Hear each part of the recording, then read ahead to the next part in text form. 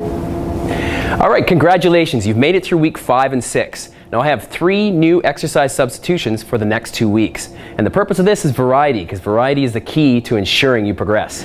Okay, so last week we had a squat with a press. Right, what we're gonna do is we're gonna put those weights aside this time. So your substitution for this, we're actually gonna get into a light plyometric. It's a jump squat where you're actually gonna come off the ground about an inch, but the important thing here is to absorb your landing and maintain your form.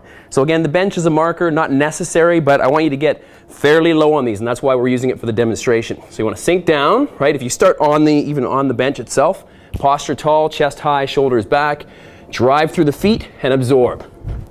So not a lot of pausing, it's continuous motion here. And again, the weight is on the midfoot, right? Not the toe. You want to go right on the midfoot. Keep those knees as much above the ankle as you can. So for that one, 15 to 20 reps, and then you can jump into the next exercise. All right, last week we had the cable twist. What we're gonna do this week, very similar, except you're gonna make it more isometric in terms of the core. So here you wanna be a little bit higher than waist, sort of between the chest and waist level. Right now I'm using 15 pounds. You can adjust it according to your ability. You wanna step out, get into a partial squat, hold that handle directly in front of the sternum, elbows as straight as you can, and posture nice and tall. You're gonna hold that position, keep your core tight, draw the belly button to the spine, and then it's a lateral walk and lateral walk back. So you can count them, 1, 2, 3, 4, 1, 2, 3, 4, just like that. So you don't wanna let that, the arms go back. You wanna keep them right in front of you the whole time. So 10 to 12 reps on one side, turn around, 10 to 12 reps on the other side.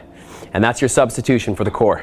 All right, so last week we had the lunge with the twist. We used a med ball for that. This week, what we're gonna do is we're gonna involve the shoulders as well, and we're gonna take it into a traveling lunge where you're walking through it. So this is a great way to drive up the heart rate and also get your glutes, your quads, your hamstrings, and your shoulders involved. So starting in this position, nice and tall with the posture, keep the weights at either side by your shoulders, step forward, pressure through the heel, exhale and press those weights up, and then step forward again, weights come down, exhale and press up. So again, the important thing is you maintain contact with the heel against the floor, so you're pushing off your heel and not your toe. And that's your lunge with the shoulder press. All right, so those are your 3 exercise substitutions for week 7 and week 8. So for the next 2 weeks, you have a little variety to add into your strength program.